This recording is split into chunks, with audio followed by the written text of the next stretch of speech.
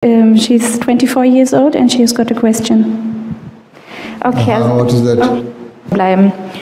She says that her family is also against her being Muslim, and she is from a Sikh background, and her question is how she should behave in this situation, as her family is against it and doesn't want her to practice Islam and don't want her to wear scarf.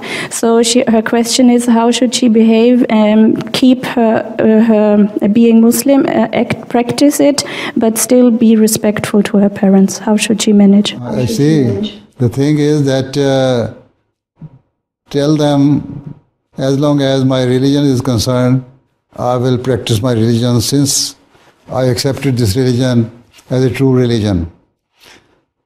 But never try to argue or quarrel with them or fight with them in any way. Respect them, give them due respect, especially to your parents, and be polite to your siblings as well. And but never leave the teachings of Islam.